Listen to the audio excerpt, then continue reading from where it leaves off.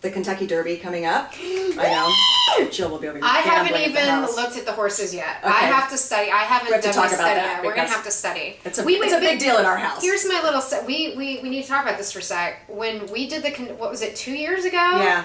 We bet, and I was away shooting Dante's Cove, but we called in our trifecta, and they called their bookie. They called the bookie, and we bet, and there was, how many horses were in that field? Like 20? Well, there's always 20, almost 20 horses in the Kentucky Derby. It's the biggest field of the Triple Crown. Yes. Well, we bet, and I mean, I think I spent like $100. Not to say that I just made one bet and I won, but I picked the trifecta, and a trifecta is the horses that come in first, second, and third place. And you have to name the order that they come in. Yes, so it's really hard to do. It is. But you did too. I did, but I usually box them, which means I will put multiple horses in that box so that any of those 3 horses can come in any order, and but it's really win. Expensive to box it. It is. It's expensive because it's what is it, 8? How much is it? It doubles the bet.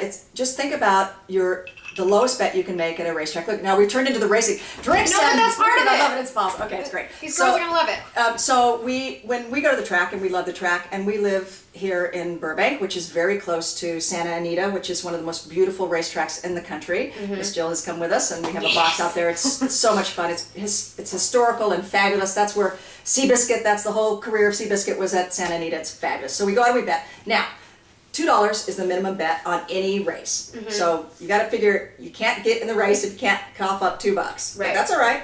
$2. $2. Easy. And you bet win, place, or show. First, second, or third. If you want to, this is the bets that we like. We like to box them a little bit. If you want to bet an exacta, which means you're picking the first place and second place horse that come in. Right. So let's say you put 3 horses in an exacta box. You have to pay for each horse, so that's a $6 bet. Right. But only 2 of those 3 horses have to come in first and second, and it pays odds on it. And it's a pretty good little bet. It's a good, safe beginner's bet. And we should take the camera and go to the track. We might take the camera and go to the track, and we might be filming. Can we go today? Let's go. All right. And we also I might bring the camera over and film part of the Derby. For the Derby, you should. Watching us watch the Derby. Good.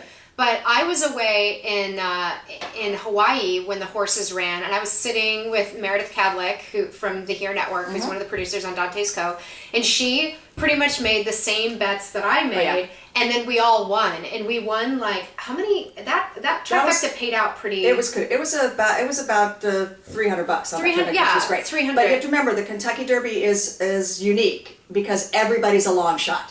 Right. These horses are all only, 3-year-olds, and they're not really proven, and they've won a couple of significant races around the country to get in, but their odds are very wide and long. So what happens is you get all that great long shot money. Now, the next race they go to, which is the Belmont, their odds have dropped considerably. They're all favorites. You don't win that much. The Derby's the best way to win money. Yeah. But the thing about the Kentucky Derby that we were talking about, and I'm glad you're going to bring your camera, it'll be fun, is that we're talking about holidays and cocktails for holidays. Mint juleps. Mint juleps. Yes.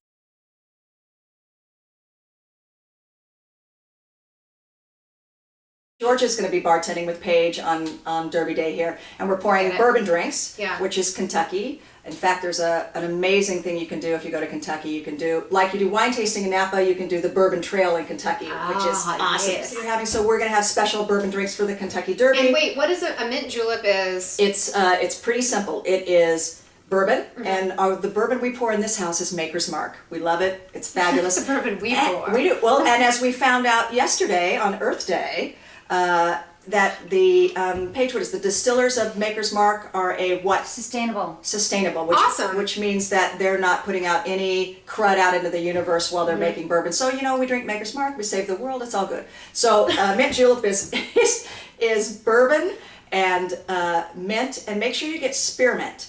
Most people get peppermint, which is what they're growing in their garden. Spearmint makes a whole difference. And crushed ice, right? And a little bit of simple syrup, and that's all there is to it. Well, okay, really quickly back to Hawaii.